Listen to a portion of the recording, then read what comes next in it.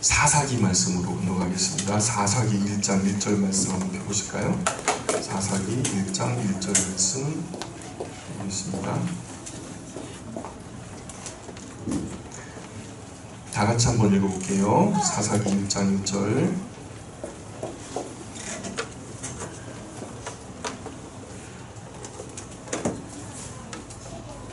다 같이 읽겠습니다. 시작. 여호수아가 죽은 후에 이스라엘 자손이 여호와께 여쭈어 이르되 우리 가운데 누가 먼저 올라가서 가나안 족속과 싸우리까. 예. 사사기라고 하는 책은 히브리어로 샤파트라고 하는 게 재판하다라는 뜻이거든요. 샤파트가 이 쇼페트 내지는 쇼페티라고 하는데 이걸 재판하는 사람, 사람을 우리가 재판하는 사람을 뭐라 그러죠? 판사, 그죠? 판관 내지는 판사. 판관 포청천 제가 무덤도 가보고요. 또 판관 포청천 아시죠? 계작도 아시죠? 그것도 제가 보고 만지고 왔는데 판관. 그 시대에 아주 공평하고 정대한 그러한 판관 하나가 있으니까 그 시대가 살더라고요. 분명히 죄를 지은 사람에게 벌을 주고 정말 칭찬할 만한 사람에게 상을 주니까 그 시대가 건강하게 일어나는 것을 봤어요. 역사 이야기를 중국에 가서 역사 이야기를 쫙 이렇게 들으면서 다녔는데, 야, 이 판관 포청천의 그 왕족이라 해도 심지어는 왕에게도 똑같은 잣대를 들이밀고 법에서 어긋났으면 당신 스스로가 물러나시고 왕자도 그냥 폐위시켜버리는 이런 일들을 하면서 야, 재판관이 실로 큰 영향력이 있구나라는 생각이 듭니다. 쇼페티 또는 쇼페트, 재판하는 사람이고요. 이게 한 사람이 아니라 여러 사람일 때는 팀, 뒤에 모모임 이렇게 들어갈 때는 복수가 돼요. 복수, 단수가 아니라 재판하는 사람들, 쇼페팀이라고 해요. 그래서 이 제목이 뭐냐면 사사기의 제목은 쇼페팀이에요. 쇼페팀. 한마디로 번역해 직역을 하자면 재판하는 사람들이라는 뜻이죠. 재판하는 사람들, 재판관들. 자, 그럼 이제 사사기를 볼 때 우리가 방금 1절을 읽었는데 항상 우리가 무엇을 눈여겨봐야 되냐면 육하원칙. 항상 눈여겨봐야 된다 그랬죠. 우리 특별히 성경은 육하원칙에서 더 하나 나아가서 서신서들이 많이 있다 보니까 그 서신서들에게는 편지를 누가 보내는데 누구에게 보내잖아요. 그죠? 그래서 누가 누구에게까지 하는 그 육하원칙 뭐죠? 누가 언제 어디서 누가 무엇을 왜 이렇게 되잖아요. 그런데 거기에다가 누가 누구에게, 그죠? 누가 누구에게, 이게 누구에게가 또 하나 들어가는 거예요. 그러니까 7하원칙으로 따지면은 성경을 보기가 굉장히 편해요. 그 뼈대를 세우고서 성경을 읽기 시작하면은 그 목적이 흐트러짐이 없어요. 그래서 오늘 우리가 사사기를 볼 때도 1절에 보니까 언제라고 하는 것에 굉장히 쉽게 대답이 나오죠. 여호수아가 죽은 후에 누가 이스라엘 자손이 누구에게 여호와께 여쭈어 이르되 뭘 여쭈었다는 거예요? 우리 가운데 누가 먼저 올라가서 가나안 족속과 싸울까요? 하면서 여쭈었다는 거예요. 자, 그래서 사사시대는 전체가 한 300년 정도 기간이에요. 300년 정도 기간인데 이 시기를 학자들이 구약에서 구약의 암흑기다, 캄캄했다, 빛이 보이지 않았다. 여호수아에서 요단강을 건너죠. 요단강을 건너고 가나안 땅을 취하고 12지파 땅 분배되고 하나님만을 섬기라는 것으로 이야기가 끝나요. 그래서 여호수아는 딱 네 마디로 끝난다고요. 건너라, 취하라, 나누라, 섬기라. 그래서 여호수아가 간단하게 그렇게 끝났는데, 그래서 이제 하나님만을 잘 섬기면서 살면 만사 형통하고 또 행복한 삶이 펼쳐질 거고 이렇게 해피엔딩으로 끝나는 것 같았는데 여호수아 끝에 바로 암흑기가 펼쳐지게 됩니다. 암흑기가. 행복하게 살 것만 같았던 왜 구약의 끝자락에 왜 암흑기로 전락이 되나, 이것을 우리가 좀 살펴봐야 돼요. 이들이 실패한 이야기를 우리가 중심으로 드러내야 우리가 이들처럼 실패하지 않죠. 그래서 이 실패한 이야기를 많이 들어야 우리가 실수하지 않고 중심을 지킬 수 있어요. 그러지 않고 맨날 축복받는 이야기, 복받을 짓도 안 하면서 맨 불순종하면서 복받을 얘기만 많이 듣는다고 복받는 게 아니죠. 복받을 짓을 해야 복을 받는데, 어떤 목사님이 축복 기도를 하시는데 이런 말을 해요. 어려운 일 하나도 없게 해주시고 좋은 일만 계속됐으면 좋겠다고, 그렇게 되게 하여 주시옵소서 그랬더니 성도님들이 전부 다 아멘 그러더라고요. 근데 여러분 생각해 보세요. 현실이 그래요. 그랬으면 좋겠죠. 그냥 어려운 일 하나도 없게 해주시고 좋은 일만 계속됐으면 좋겠죠. 그런데 현실적으로 그게 그렇게 되질 않아요. 절대로 그렇게 되질 않아요. 정확한 기도는 우리가 어차피 주님을 따라 십자가의 길, 고난의 길, 좁은 길, 영문밖에 그 길을 걸어간다면 하나님이 말씀하신 대로, 성경에 분명히 말씀하고 있는 대로 수많은 어려움들을 만나겠지만, 그런 어려움들을 만나겠지만 우리가 주님의 도우심과 능력을 힘입어 주님이 주신 그 믿음을 가지고 이 어려움들 능히 이길 수 있는 믿음을 주십시오. 이거 어렵지 않게 내가 하나님이 주신 그 믿음의 담대함으로 넘어설 수 있도록 하나님 저에게 힘 주십시오. 이렇게 기도하는 게 맞지 않겠어요? 그게 훨씬 더 바른 기도의 자세라고 저는 생각되어지거든요. 이 사사시대를 보면 이 시대가 사실 신정통치 기간이에요. 여러분, 신정통치라고 하면 데오크라시. 데오라는 헬라어로 하나님이라는, 데오스라는 말이거든요. 데오스. 근데 그러면 민주주의는요? 데모크라시잖아요. 데모는 뭐예요? 사람의 통치.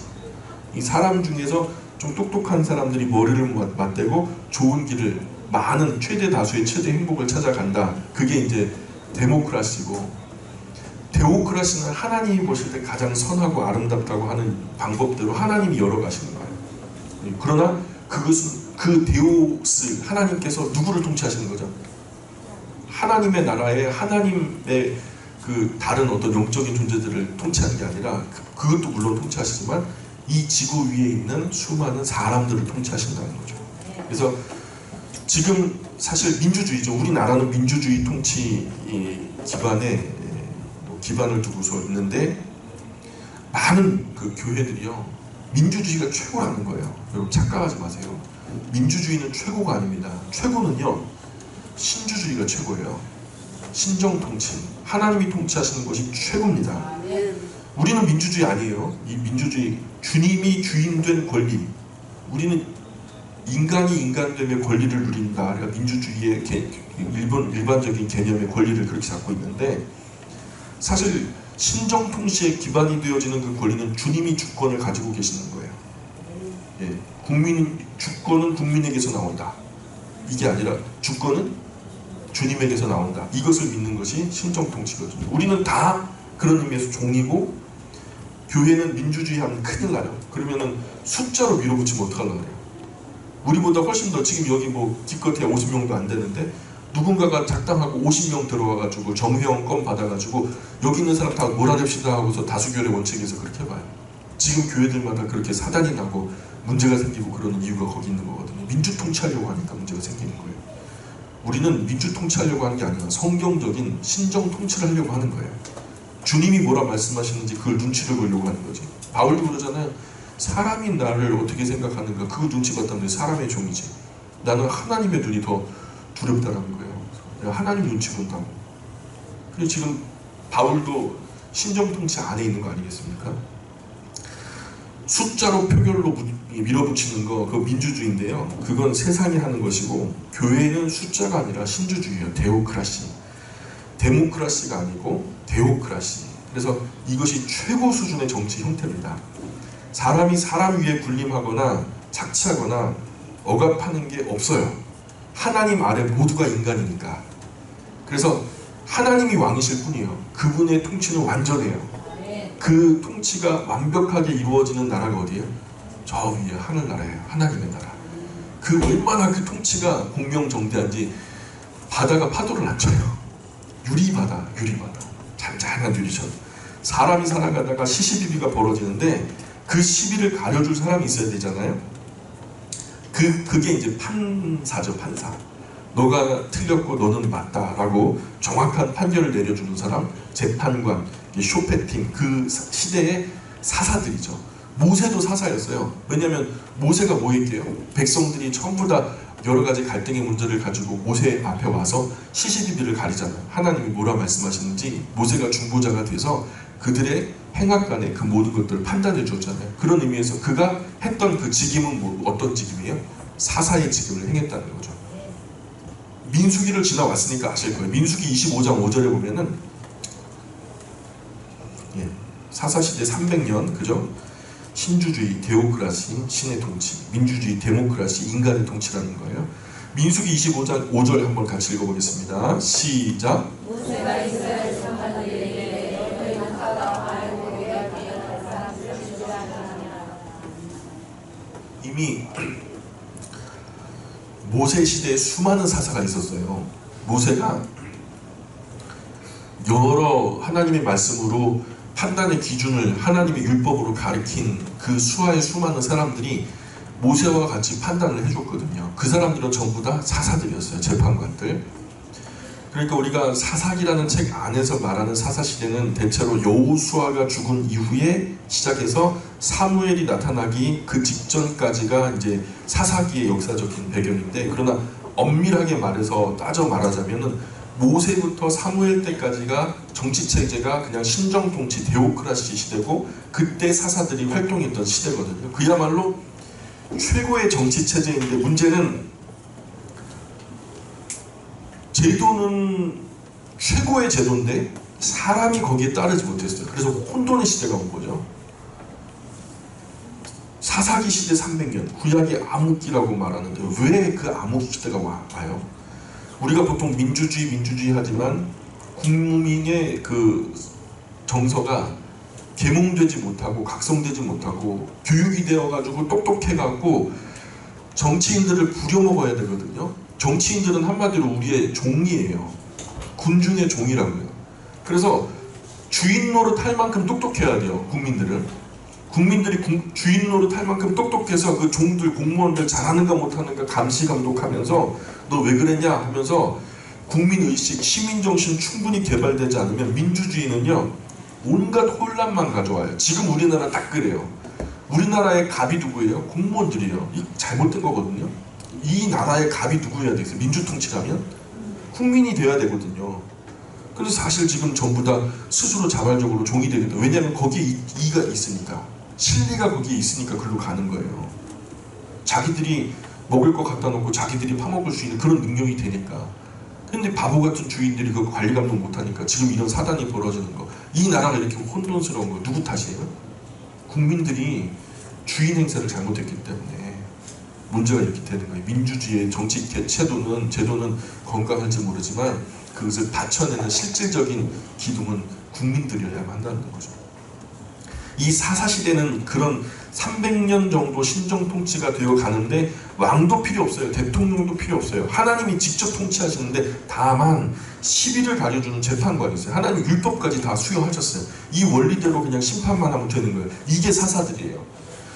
이런 전제가 없이 사사기를 읽으면 사사들은 마치 구원자처럼, 슈퍼맨처럼 그 시대 그 원수들에게서, 대적들에게서 이스라엘을 건져주고서 끝나는 그런 구원자들로 생각이 되거든요. 사실 그들은 부차적인 업무가 이 나라의 어떤 정치 제도 기반 자체가 안정화되지 않으면, 외적이 쳐들어와가지고 우리나라 다 뺏어가 버리면 정치 제도가 어디 자리하게요? 그 정치 제도가 자리할 수 있는 기반이 없잖아요.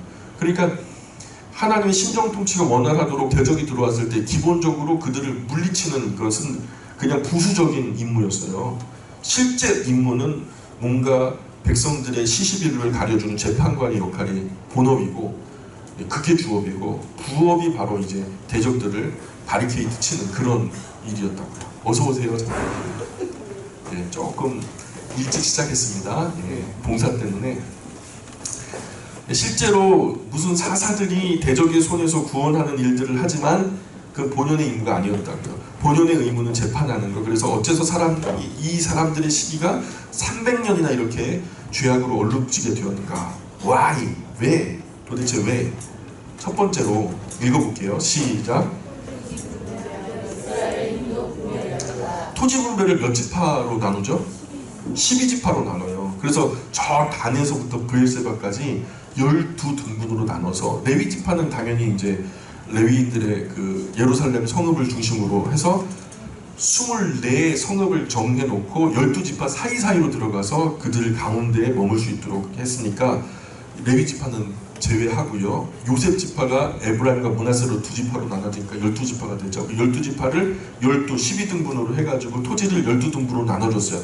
그러면서 그들이 말하기를 그 인접한 모든 대적들을 연접하여 있는 그 지파가 알아서 대적하기로, 알아서 처리하는 걸로. 그렇게 하다 보니까 여호수아 때 12지파가 힘을 모아서 목숨 걸고 형제가 형제를 위해서 싸워주는 이런 어떤 힘이 단일화되고 단결되다 보니까 그 주변의 어떤 지파들, 가나안 족속들이요 함부로 못하는 거예요.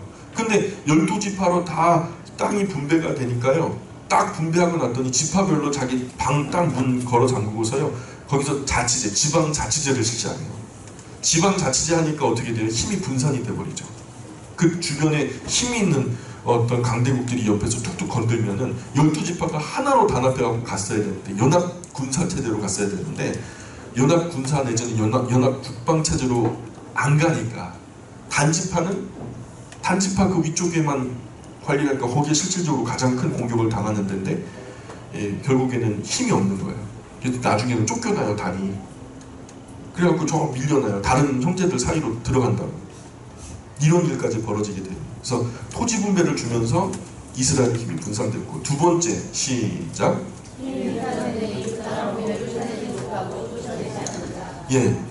땅 거민을 가나안 땅 들어가면서 다 진멸하거나 쫓아내라고 하셨어요, 하나님이.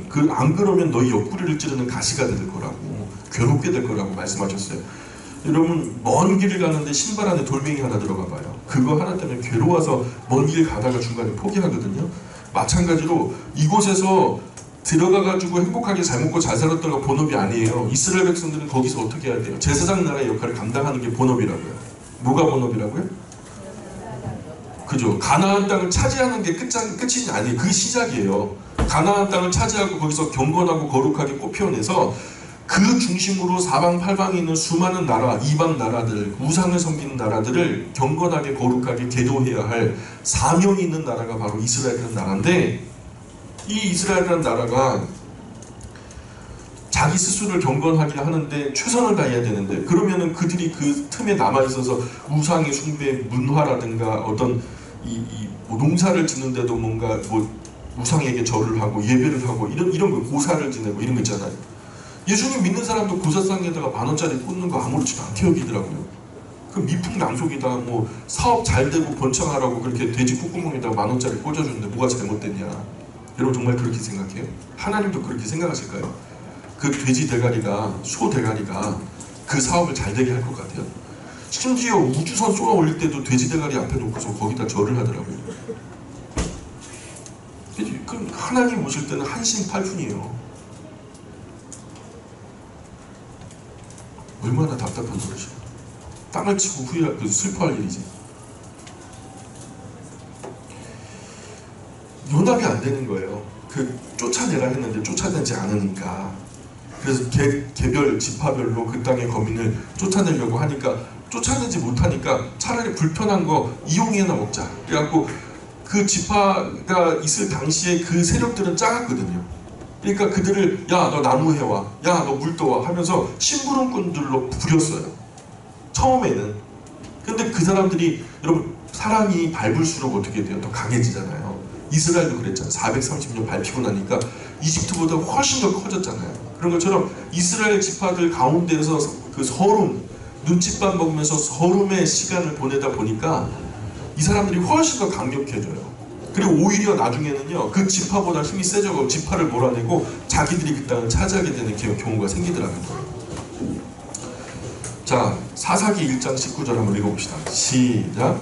여호와께서 유다와 함께 계셨으므로 그가 산지 주민을 쫓아내었으나 그 주민들은 철 경고가 있으므로 그들을 쫓아내지 못하였으며, 여기 19절 맨 밑에 그들을 쫓아내지 못했으며 딱 밑줄 그시고요.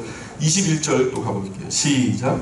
베냐민 자손은 예루살렘에 거주하는 여부수 족속을 쫓아내지 못하였으므로 여부수 족속이 베냐민 자손과 함께 오늘까지 예루살렘에 거주하니라. 함께 사는 거예요. 못 쫓아내니까 같이 사는 거죠. 예. 동거하는 동거. 자, 사사기 1장 27절 시작. 므낫세가 베스안과 그에 딸린 마을들의 주민과 다안과 그에 딸린 마을들의 주민과 돌과 그에 딸린 마을들의 주민과 이블라임과 그에 딸린 마을들의 주민과 무깃도와 그에 딸린 마을들의 주민들을 쫓아내지 못하매 가나안 족속이 결심하고 그 땅에 거주하였다. 힘이 없네. 전에는 뭐 단결돼가지고 우리가 문도 못 뜨게 그냥 막 강력으로 나오더니 버티고 버티다 보니까 야 볕들 날도 오네. 버티니까 뭐라고 못하네. 그래서 더 강력하게 우리가 이 땅에 거주해야 되겠다고 각오하고 아입니다. 29절도 읽어볼게요. 시작. 에브라임이 게셀에 거주하는 가나안 족속을 쫓아내지 못하매 가나안 족속이 게셀에서 그들 중에 거주하였다. 30절도 시작.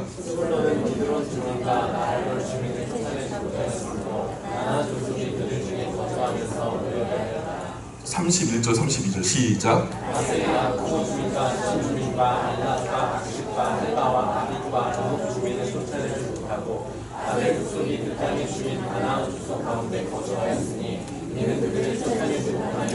쫓아내지 못했고 쫓아내지 못하고 또 쫓아내지도 않아요. 33절도 보세요. 시작. 이스라엘은 베세메스 주민과 베다단 주민을 쫓아내지 못하고 베다기 주민 가나안 족속 가운데 거주하였으나 베세메스와 베다단 주민들이 그들에게 모욕을 하였더라. 아멘. 34절도 시작.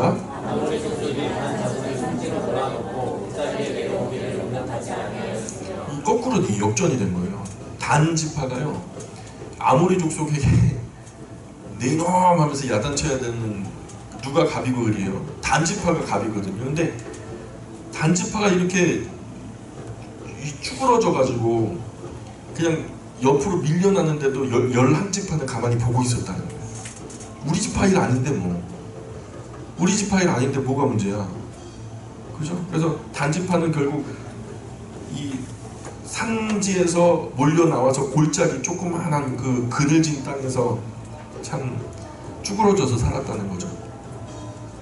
예. 세 번째로 시작.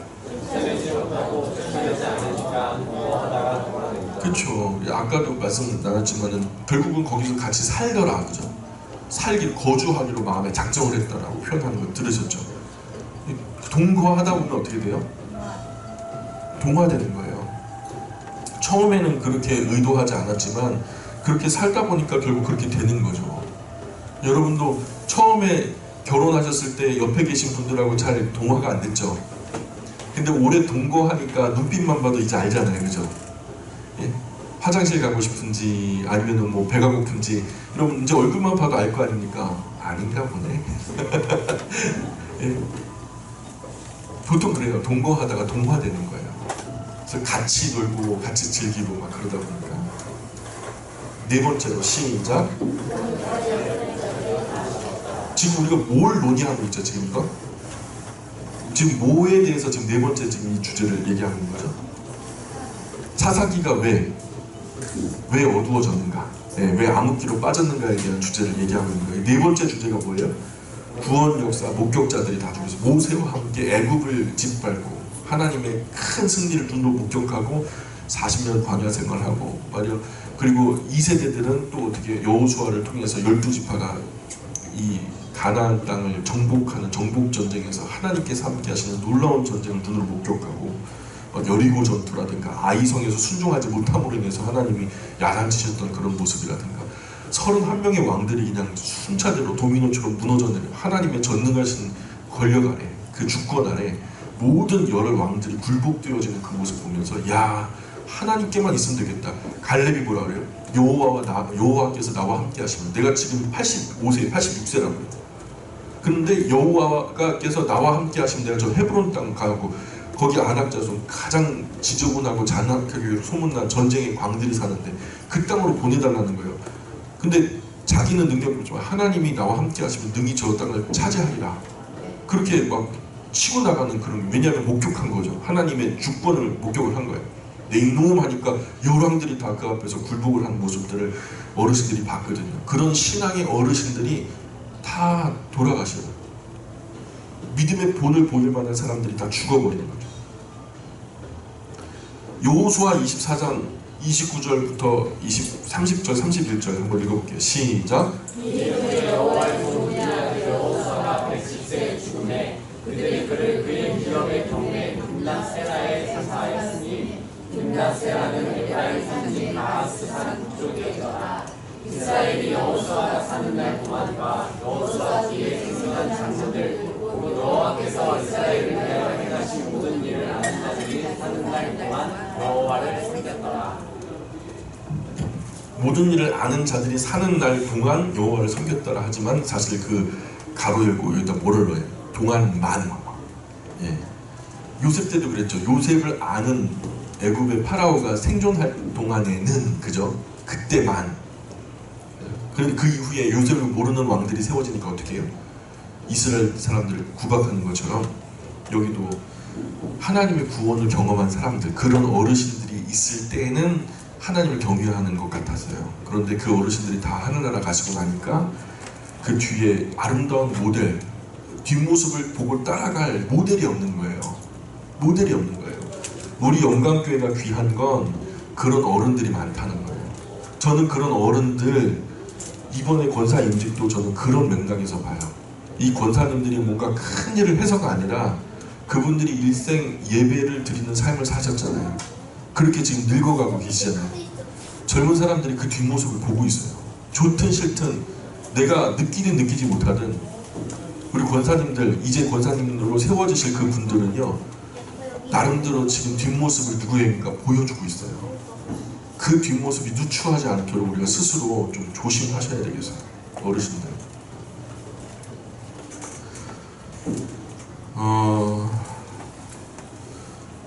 그래서 여호와 하나님의 구원을 경험한 어른들, 민족의 지도자들이 다 죽은 거죠. 하나님께서 여호수아 모세 때 이스라엘과 함께해서 이스라엘을 구원하심을 목격한 어른들이 다 죽고 나니까 지도자도 없고 어른들도 없고, 그죠? 그래서 애들이 잘못되는 거죠. 애들이 뭐 보고 배울 게 있어야죠. 온 세상이 다 썩어 빠졌는데 아무도 책망하지 않고, 아무도 똑바로 하라고, 예배당 빠져도 그만, 하여튼 하나님 앞에 불손하게 굴어도 그만, 그냥 뭐 대충 해도 그만, 뭐 바르게 해줄 사람이 없는 거예요. 과거 우리 어르신들이 있을 때 어디 교복 입는 애들이 손에다 담배를 빨고 다녔어요. 비싸대게 맞아요. 근데 요즘에 교복 입고 담배 빨아도 어른들이 뭐라 그러면 어떻게 돼요?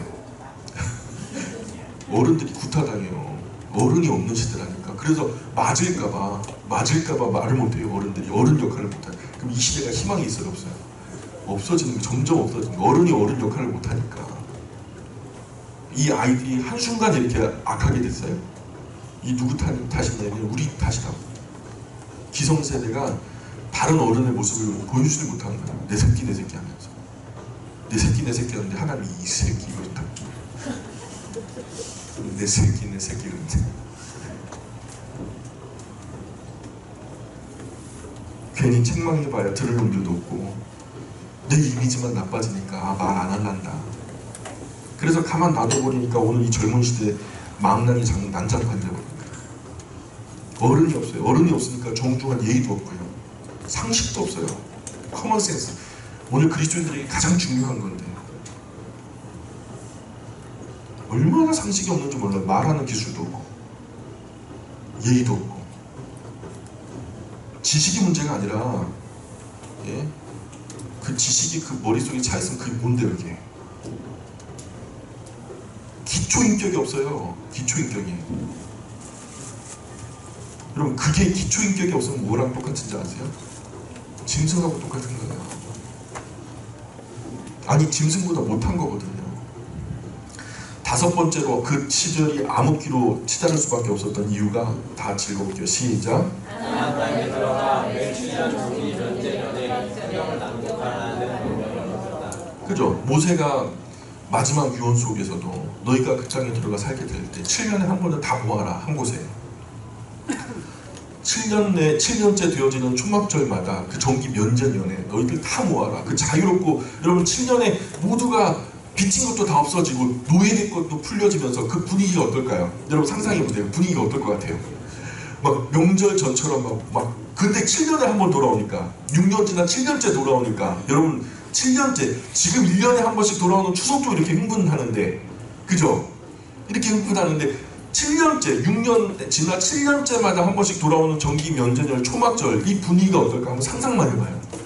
야, 이거 완전히 막 축제 분위기죠. 이런 축제 분위기에서 이들은 뭐 한다는 거예요? 그 가장 영광스러운, 가장 행복할 기쁨의 그날에 다 모여서 뭐 하든 성경 읽으라는 성경, 하나님 말씀 오경을 읽으라는 거예요.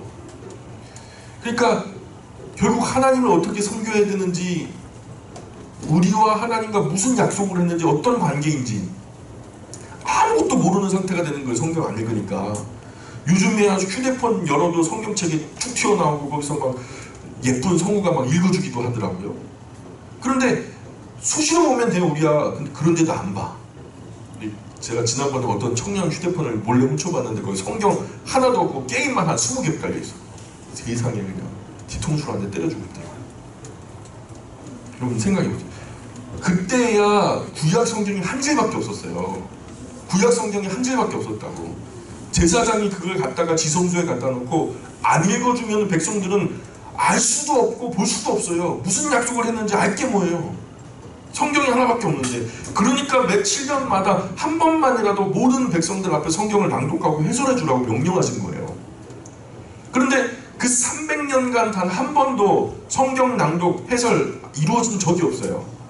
그러니까 일반 백성들이 뭘 알아요? 우리는 이거 사실상 손에 들고 다니면서도 모르는데. 전국에 하나밖에 없고 안 읽어주는데 백성들이 어떻게 알겠어요? 어쨌든 이 성경 읽지 않는 게 결정적으로 이스라엘 백성을 타락시키는 이유가 돼요. 성경을 읽지 않는 것이 그 시대 그 백성들을 타락시키는 가장 중요한 이유가 돼요.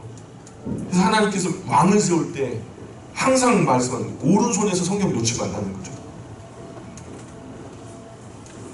어쨌든 이 성경을 읽지 않은 게 결정적인 계기가 돼서 백성이 타락하게 되거든요. 모르니까 7년에 한 번씩 읽으면 그래도 자기들이 우상 숭배는 안 되는 거구나, 이 정도는 알 수 있을 건데, 아, 가난한 사람들 다 쫓아내라고 말씀하셨구나, 이런 성경에 방금 우리가 읽었던 그 성경 구절을 갖다 읽으면, 아, 우리 남은 모든 그 가난한 족속들 다 몰아내야 되는구나, 완벽하게 몰아내야 되는구나, 완벽하게 거룩하게 해야 되는 거구나, 이런 것을 알았을 텐데 성경을 안 읽으니까 알 게 뭐예요? 있으면 기념품으로 그냥 옆에다 남겨놔. 그냥 뭐 몇 곡을 안 되는데 저거 밟아봤자 뭐하냐. 읽어보겠습니다. 시작.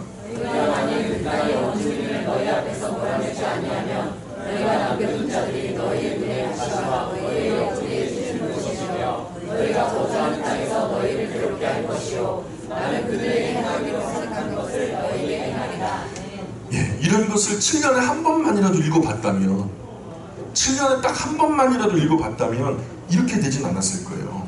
적어도 그 사람들의 귀가 몇 개인데 200만 개 되지 않겠어요? 읽어보자면은, 읽어 들리자면은 200만 명 중에서 한 10명 중에 한 명은 똑바로 듣지 않겠어요? 그럼 그 사람들이 또 바르게 전하지 않겠어요?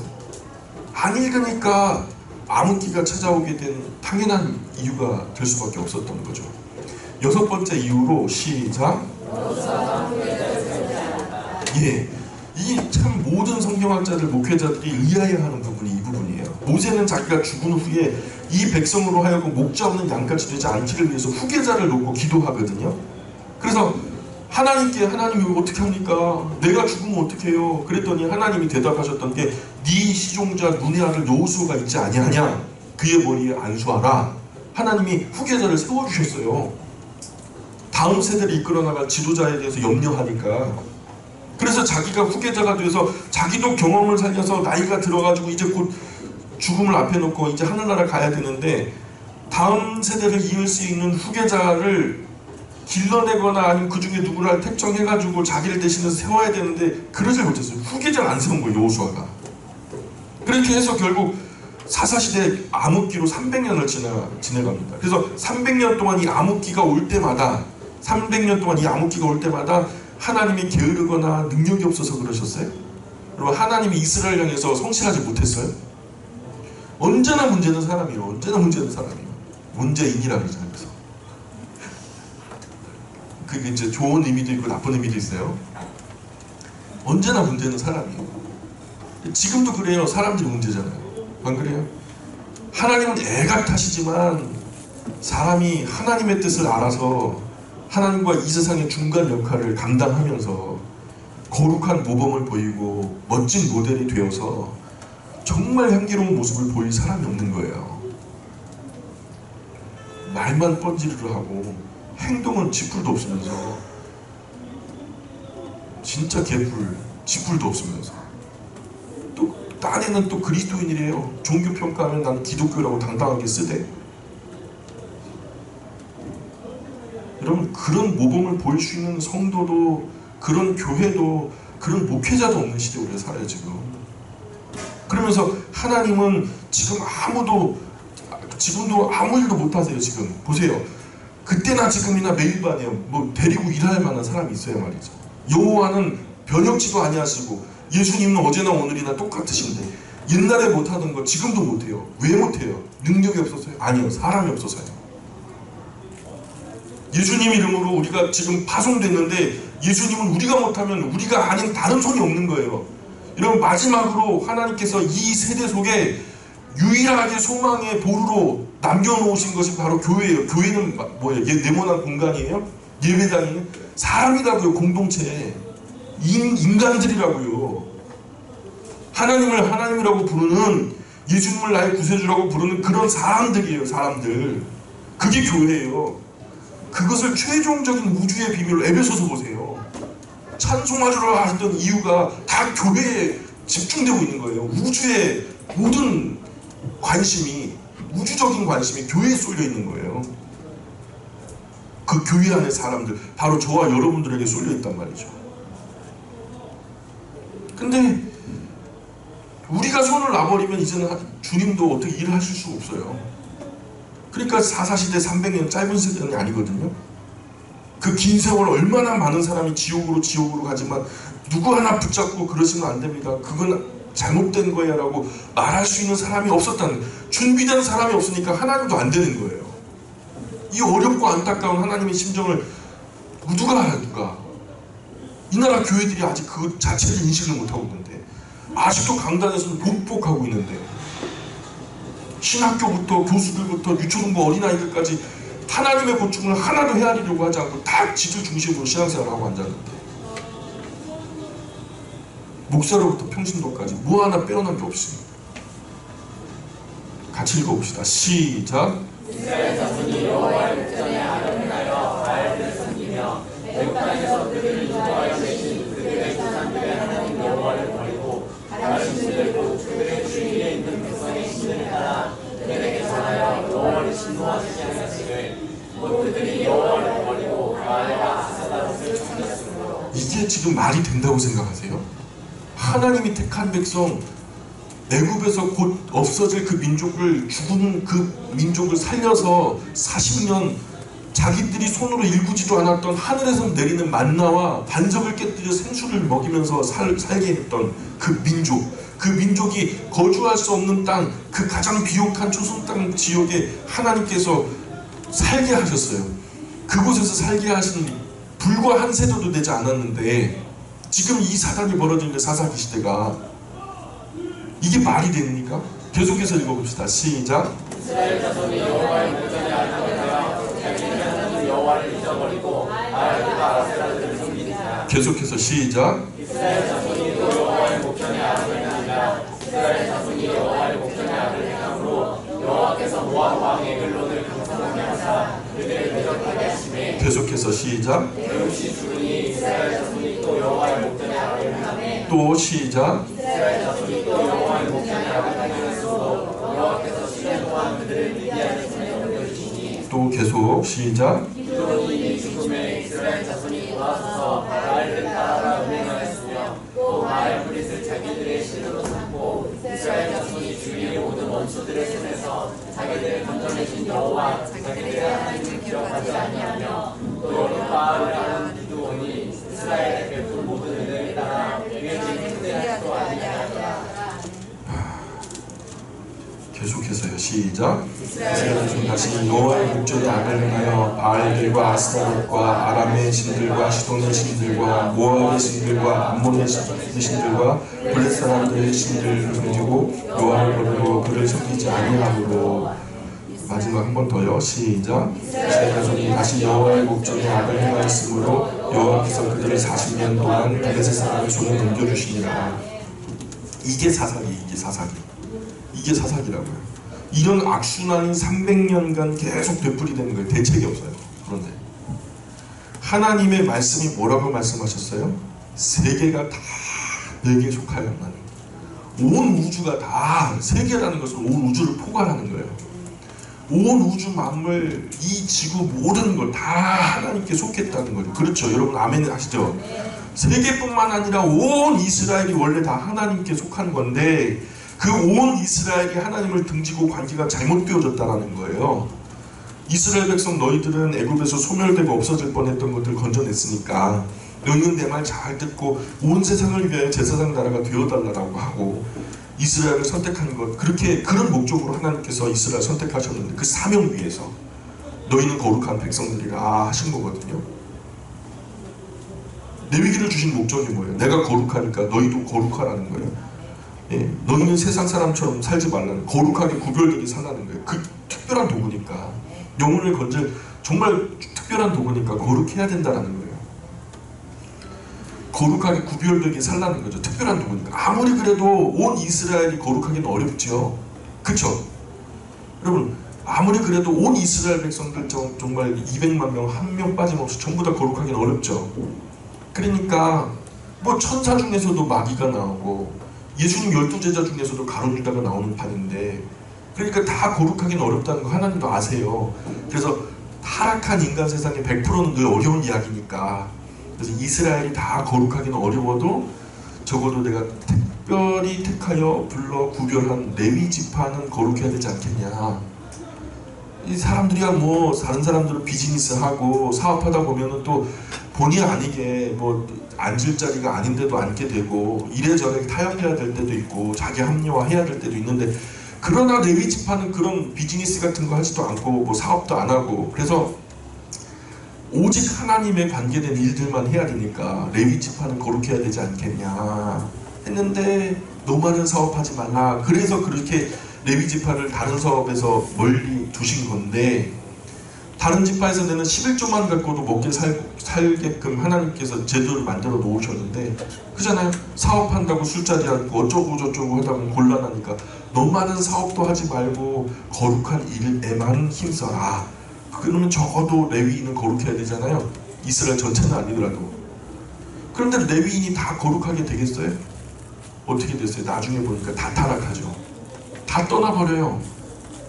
그렇다면 레위인들조차도 다 거룩하지 못하다 하더라도 레위인들 중에서 그래도 아론의 자손들만큼은 좀 거룩해야 되지 않겠냐. 제사장 가문이니까 목회자들이잖아요. 그 시대의 목회자다라는 것은 아론의 자손은 좀 거룩하기를 바라셨는데 아론의 자손도 빠짐없이 타락하는 거예요. 안 되는 거예요. 근데 이스라엘도 레위인도 아론의 자손은 제사장들도 안 되니까, 그래서 할 수 없이 세운 것이 바로 사사들이에요. 사사들. 그러면 사사들은 적어도 판사들이니까 뭔가 판단할 때 판사가 바르게 살아야죠. 그죠? 바르게 사는 자신의 삶을 기반으로 바르게 판가름을 해줘야지, 야 너는 뭔데 이런 욕을 안 먹죠. 그렇게 해야 될 텐데, 그래야 기강이라도 설 텐데, 그런데 판사가 타락하면 누가 판단을 해요? 예? 사사가 판사거든요. 근데 사사기에 보면은 판사가 타락을 해버려요. 하나님이 특별히 구별해서 세우신 판사들이, 입산이라는 사사 아세요? 입산? 입이 싼가 봐요. 입산인데, 입산, 입다, 엘론, 압돈 이렇게 나가잖아요. 근데 그 입산이요, 능력이 많아가지고, 야 무슨 능력이 이렇게 많은가. 아들 30에 딸 30을 낳았어요. 와 할렐루야다. 그죠? 아들 30에 딸 30을 낳았는데 진짜 이 사람 정말 30배, 60배, 100배 나가는 사람이죠. 그래서 아들 30을 위해서 뭘 했냐면 국제결혼을 해가지고 며느리 30을 외국에서 데려와요. 아들들이요 국산은 싫대요. 외국산이 좋대요. 그래가지고 며느리 30을 외국에서 다 데려온 거예요. 이 사람들도 다 외제, 사위도 다 외제로. 예. 사위도 다 외제로. 그래서 국제 결혼만 60번을 한 거죠. 60번을. 누가요? 사사 입사님. 율법을 읽어봤으면 너희 딸을 그들에게 주지 말 것이며 그들의 딸을 너희에게로 데려오지도 말지니라. 그들이 필경은 너희를 타락시켜서 그들이 가져온 신들을 섬기게 할 것이라. 이 말씀을 단 한 번이라도 읽어봤다면 입산이 이런 싼짓거리를 하지 않을 텐데, 이런 말씀이 분명히 율법에 기록되어 있거든요. 그런데 사사가, 판사인 사사가 법도 안 읽어보고 판사놀이 한다고 앉아있는 거예요. 그러니까 사사시대가 암흑기라고 하는 거예요. 오늘날 목회자들이 성경도 안 읽고 강단에 서가지고 말씀 선포한다고 자기 얘기만 하니까 문제가 생기는 거 아니겠습니까? 그래서 하나님께서 어찌할꼬 하다가 안 되겠다, 아예 그냥 뭐 판사도 안 된다면 날 때부터 뭐 제대로 된 거 하나만 건져보자. 그냥 아직 거 뭐 요셉 하나로도 뭐 제국들이 그냥 막 달라졌는데, 다니엘 하나로도 막 제국들이 달라졌는데, 나면서부터 제대로 된 거 하나 길러내야 되겠다. 그래가지고 하나님께서 비상조치법을 발동하셔서 어떤 경건한 여자의 태를 닫아버리셨어요. 그래 아기를 못 낳게 하신 거죠. 아기를 못 낳으니까 서른에 북받쳐, 여자분이 아기를 못 낳으면 얼마나 서러워. 북받쳐가지고 또 하나님 앞에 나와가지고 간구하고 징징 울고 아이고 하나님 하면서 울고 짜고. 여러분 여자분들이 울면요 아무것도 못해요. 아기가 울면은 엄마들 아무것도 못하죠. 똑같아요. 엄마들 울면 아버지 아무것도 못해요. 똑같은 의미로 아버지도 울면은 하나님 아무것도 못해요. 그러니까 누가 기도가 제일 힘이 센 거예요? 예? 아버지 기도가 힘이 제일 센 거예요. 아버지들이 기도 많이 하셔야 돼요. 이 아기를 못 낳는 서름에 붙받쳐갖고 하나님 바지가랑이 붙들고 징징 울고 짜고. 그러니까 하나님께서 좋다, 내가 아기를 낳게 해주면은 너가 나한테 뭘 해줄래? 그런 거죠.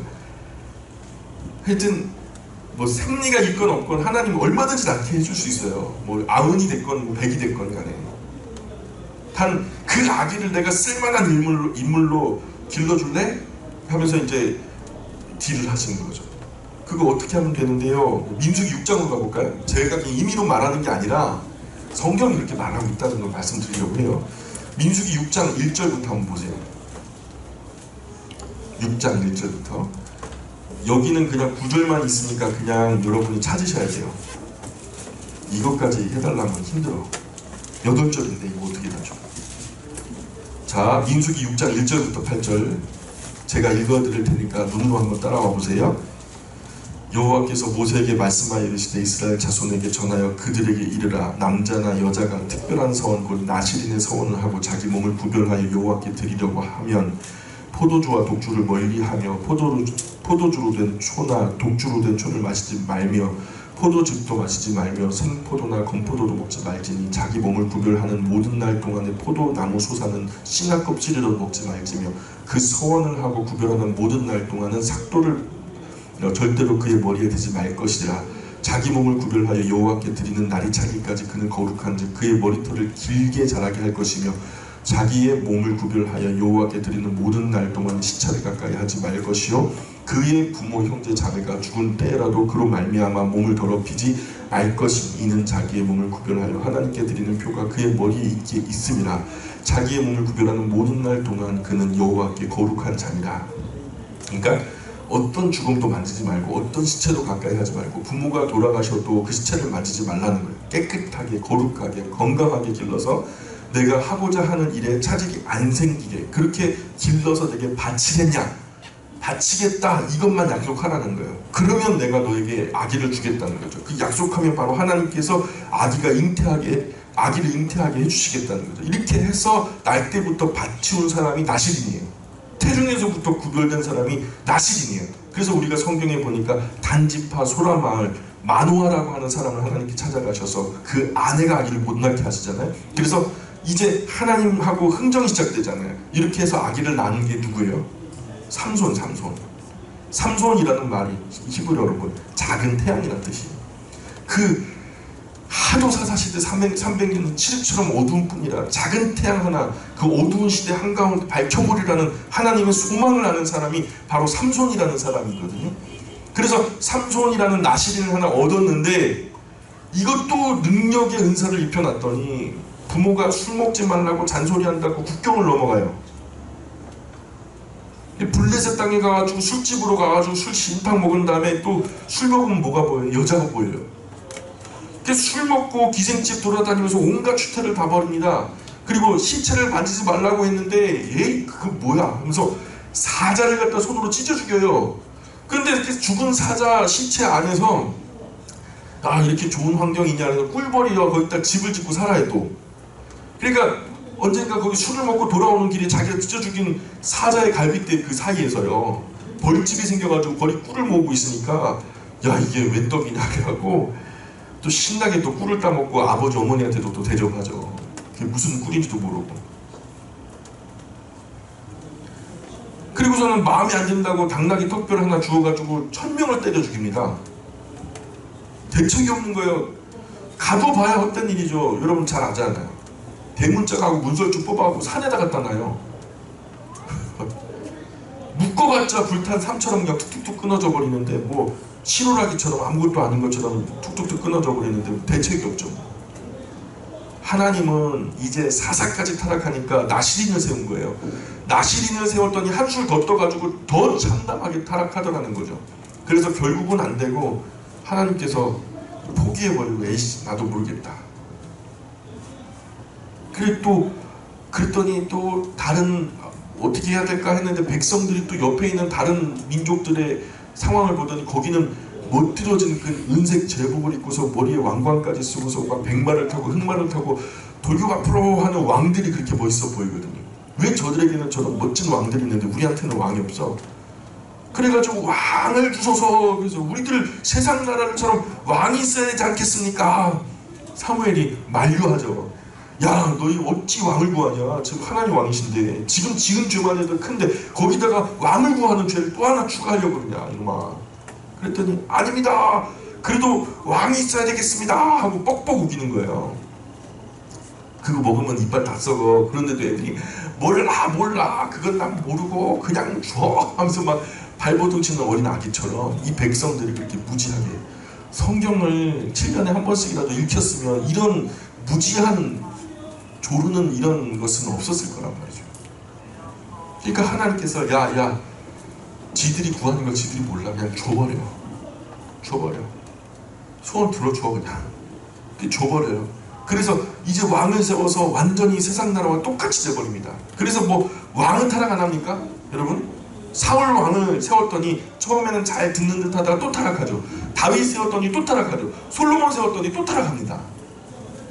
르호보암 말하면 입 아프죠. 이게 왕입니까? 죄송합니다. 욕 나와요 제가. 그 모친 나아만 암몬 여자라. 여러분 스위칠 가치가 없는 거예요. 왕이 줄줄이 사탕으로 계속 타락하는 거예요. 그렇게 왕이 타락하니까 선지자를 보내시잖아요. 너 그러면 안 된다. 선지자는 거룩해야 되죠. 선지자 하나 세워놓으면요 가짜가 한 850이 서요. 엘리야 하나 서니까 가짜가 850개가 서더라니까요. 대가리를 바짝 쳐들고 마귀가 가짜를 엄청 만들어. 이것 또한 게임이 안 되는 거예요. 여러분 오늘날 교회가 좀 제대로 해보려고 그러면요 가짜 교회들, 가짜 목회자, 가짜 성도들이 서가지고 온갖 추악한 일들을 다 벌여요. 교회가 저런다라고 손가락질 받게 막 정상적으로 노력하고 거룩하게 해보려고 하는 교회들마저 힘 빠지게 만드는 거예요. 여러분 그런다고 우리가 접어야 돼요? 그런다고 우리가 주저앉아야 돼요? 여러분 능력으로 치자면 엘리야 선지자만큼 능력 많은 사람 누가 있겠어요? 근데 그 능력으로 누구를 회개시켜요? 단 한 사람이라도 구원시켰다라는 이름 여러분 가진 적 있어요? 엘리야가? 하늘에서 불이 임하게 하는 능력이 있었던 선지자가 엘리야인데 엘리야가 그 능력 가지고 한 사람 구원했다는 얘기 들어본 적 있어요? 야, 우리나라 사람들은요 엘리야처럼 막 능력받으면 뭔가 될 줄 알고 소나무를 뽑으면서 소나무 뿌리를 뽑으면서 애꿎은 소나무 왜 뽑아요? 그러면서 엘리야의 능력을 주옵소서 하면서 막 그러잖아요. 여러분 능력 가지고 있으면 진짜 끝났어요. 하나님 능력보다 더 큰 게 뭐가 있어요? 70억 전부 성자가 될지어다. 그러면 되는 거예요. 능력으로 하려면 간단하죠 뭐. 그럼 땡인데, 근데 하나님이 인격적인 분이라 그렇게 안 해요. 인격에 관한 것은 그렇게 되는 게 아니거든요. 마음이 따라가야 돼요. 동의가 이루어져야 돼요. 자기 스스로가 마음을 헌신되지 않으면 하나님 안 쓰시거든요. 여하튼 한국의 소나무들은 좀 불쌍한 편에 속해요. 한국에 불의 사자가 왜 이렇게 많아요? 또 불의 사자가 왔대요. 불의 사자가 불준다에 갔더니 제가 직접 경험한 거 아니고 제 친구 목사 얘기하는 거 들었는데, 어떤 연로한 목사님도 그런 말씀 하시더라고요. 저 경남 어딘가에서 집회를 하셨는데 1시간 반 동안 찬양을 하더래요. 그리고서 헌금을 갖다 한 35분 정도 읽고요. 그러면 벌써 2시간이 지난 거잖아요. 그리고서 이제 성경을 시작한다고 하는데, 성경 이야기가 한 30분 동안 뭘 얘기하냐면 젖꼭지 이야기 하더래요. 그래서 여러분, 왜 남자에게는 찌찌가 필요하지도 않은데 왜 젖꼭지를 주신지 아십니까? 권사님 일어나보세요. 아십니까? 장로님 일어나보세요. 아십니까? 30분 동안 묻더래요. 그 나중에 한단 말이에요. 그 앞뒤 분간하려고 찍어놨습니다.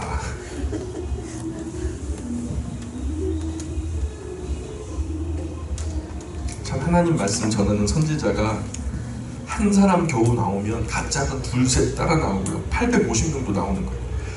그래서 선지자를 보내도 안 되는 거죠. 예, 능력을 갑절이나 업그레이드해서 엘리사가 왔죠. 엘리사가 누구를 회개시킵니까? 자기 좀 게하시도 도둑놈이 되고 말잖아요. 그럼 누구를 전도한 말이에요? 결국 독생자를 보냈더니 이것들이 야, 이놈 무슨 상속자다 해가지고 포도원 바깥으로 끌고 나가서 십자가에 못 박아 죽여버립니다. 이게 바로 예수님 얘기 아니에요? 그래서 예루살렘아 예루살렘아 하고 예수님께서 우시던 구절 기억나세요? 예루살렘 감람산 기슭에 가서 예수님이 눈물을 흘리던 눈물교회라는 것이 지금 세워져 있거든요. 그 눈물교회가 있어요. 제발 엉뚱한 것, 양식 아닌 것, 은을 달아주거나 값주고 배부르게 못할 것, 그거 위해서 수고하지 말고 너희는 귀를 기울이고 내게 나와 들으라. 뭘 들으라는 거예요? 하나님 말씀 들으라는 거예요. 그리하면 너희 영혼이 살리라. 너희 영혼이 기름진 것으로 배부름을 얻으리라. 얻은 자리로 오라는 거예요. 듣는 자리로 나오라는 거예요. 듣는 자리로. 하나님도 타락한 인간들 정착이 어려워요. 하나님은 수단도 방법도 가려야 되니까 쉽지 않으시잖아요. 죄인들 고집불통 오해편에 얽혀서 말이 통하지 않는 사람들 다스려 간다는 거 예수님조차도 쉽지 않았어요. 결국 죄인들이 세상에 우겨가지고 돌에 맞아 이제 십자가에 못 박히시잖아요. 여러분, 인류 역사가 뭐 대단한 역사 같아요? 인류 역사가 아담으로부터 시작해서 한번 생각해보세요. 에덴 동산 타락하니까 홍수로 싹 쓸어버리죠. 노아 통해가지고 새로운 세상 건설해갖고 노아 자손들이 타락하니까 바벨탑 쌓죠. 아브라함의 복을 주시고 이삭, 요셉 은혜 베푸시는 야곱 자손들, 요셉 후손들 애굽 타락해갖고 다 결국은 어떻게 돼요? 타락하잖아요. 모세 여호수아 보내고 40-50년간 훈련하셨는데 여호수아 이후 또 타락하죠. 여호수아 이후 360년 동안도 타락하죠. 구약의 암흑기라 불릴 정도 여호수아 이후 사무엘까지 나타나니까 강원도만한 나라 마음대로 못하셔. 360년 뒤에 하나님께서 사표를 내세요. 어떻게 360년 이런 긴 세월 암흑기로 전락했을까? 여러분, 이거 사사기가 보여주는 이야기예요. 기드온 사사기에 기드온 300명 용사, 이것도 대단한 이야기로 알고 있는데, 여러분, 미디안 족속 하도 이스라엘 백성 악한 짓을 하니까 미디안 족속이 쳐들어옵니다. 미디안 10만 대군이 온 거예요. 그래서 기드온이 하나님의 부르심을 받잡고 나가서 사람을 모집하니까 32,000명인 거예요. 여러분, 10만 대 32,000 싸움이 될 만하죠. 죽기 살기로 싸우면 3대1 못 이기겠습니까? 근데 하나님 보실 때 10만 대군하고 32,000하고 너무 많아요. 그래가지고 32,000대 10만 싸워가지고 이스라엘 이기면 얼마나 교만해지겠어요. 야, 우리는 한 3대1도 가능해. 막 그렇게 될 거 아닙니까? 그래서 교만이 하루를 찌르게 될 것을 하나님 아시니까 그래서 좀 돌려보내라 그래갖고 돌아가니까 한 22,000명 돌아오고 10,000명 정도가 남았거든요. 10,000명 가지고 하나님 싸울까요? 했더니 그것도 많다는 거예요. 1만으로 10만 싸워가 1대 10으로 싸워서 이긴 거 아닙니까? 그럼 얼마나 또 교만해질까요? 그래서 하나님의 명령으로 남은 무사 1만을 데려다가 개울가에서 물을 마시게 해요. 훈련 끝에. 어떤 사람이 엎드려가고 벌컥벌컥 물을 마시고 어떤 사람은 엎드리지 못하고 손으로 물을 손에 받아가지고 개처럼 핥아먹는데 세어보니까 그 소심한 사람들이 한 300명 정도 된 거예요. 그 사람들이 용사가 아니에요, 여러분. 세상 못난 사람들이에요. 내가 그것을 가지고 이기게 할 거다. 이 소심한 300명, 기도원 300명 용사가 대단해요? 그럼 적어도 너희가 잘나서 이겼다는 말은 못하겠지. 개처럼 물 핥아먹는 그 소심한 그 300명 가지고 내가 미디안 10만 대군을 내가 이긴다면 그 사람이 있다는 말 못하겠지. 그러면 그 이김이 너희가 잘나서 이긴 게 아니고 하나님의 은혜를 이겼다고 인정할 수밖에 없겠지. 큰 흐름을 잡고 정직하게 성경을 읽어보면 사사기에서 이런 모습이 분명히 보여요. 그 300명이 대단한 게 아니에요. 미말의 난자 같은 가장 바보 같은 사람들, 모자란 사람들을 그 시대의 그 기도원 300명 용사로 선택하셨고, 오늘도 저는 세상에 가장 못난 사람들을 이 예배당 안에 모으셨다고 생각해요. 하나님 우리를 통해서 일하기 원하세요. 가난한 자들을 향해서 인해서 부유한 사람들을 깨우치기를 원하시고, 모자란 우리를 통해서 잘난 사람들을 깨우치기를 하나님 원하시거든요. 하나님 고민하다가 또 방법이 없으니까 더 깊은 산골 에브라임 산지 구석까지 가고 라마다임 소빔이라고 하는 엘가나라고 하는 때묻지 않은 제사장 아내를 일부러 성대치 못하게 해서 또 아기를 준비합니다. 둘째 분인 나가 애못 나는 것 가지고 약 올리고 그냥 막 도발을 하죠. 한이 맺혀가지고 한나가 얼마나 한이 맺혔는지, 아이고 하나님 낳기만 하면 그냥 그저 나는 여자로 내 부끄러움이나 날아가게 해주시면 난 그것을 만족할 테고, 이 아기는 그냥 젖 뗄 때까지만 제 젖 물리우다가 하나님께 완전히 그냥 평생을 통째로 그냥 한꺼번에 그냥 하나님 그냥 다 드려버릴란가 그런 거죠. 그러니까 하나님께서 그렇게 오케이, 오랜만에 하나 얻었는데 이렇게 해서 태어난 사람이 사무엘 이후 자식들 경험 쌓기 위해서 지방 재판관으로 보냈더니 첫 재판부터 뇌물 받고서 문제를 일으키잖아요. 그러자 문제가 점점 확대되고 결국 하나님도 걔네들 때문에, 사무엘의 자녀들 때문에 권좌에서 하나님도 물러나 버려요. 사람을 왕으로 세우고 왕을 통해서 또 일을 해보려고 하지만 사울 왕이 처음엔 겸손하게 잘하긴 했지만 점점 타락하고 변질되고, 이런 흐름 속에서 여러분 사사기를 읽으셔야 돼요. 그래야 잘 읽는 거예요. 자, 여러분 여기까지 합시다. 우리 기도할게요. 귀하신 하나님, 이번 한 주간이 하나님 긴 연휴가 시작됩니다. 하나님으로 시작한 귀한 한 그 주간, 또 연휴가 우리의 교만함과 죄악으로 얼룩지지 않게 하시고 겸손히 하나님의 자녀됨을 우리의 삶으로 증명하는 그런 시간들이 될 수 있었으면 좋겠습니다. 가슴 아파하시는 하나님과 함께 주저앉아 가슴 아파할 수 있는 성숙하고 철든 하나님의 자녀들이, 영광의 모든 가족들이 되었으면 좋겠습니다. 하나님께만 영광 올려드리며 명절날 아침 온 가족이 모여 하나님께 경건의 예배를 드릴 수 있는 성숙한 가정들이, 영광의 모든 가족들 되게 하여 주옵소서. 은혜와 사랑을 감사합니다. 예수님의 이름으로 기도합니다. 아멘. 우리 하나님께 영광을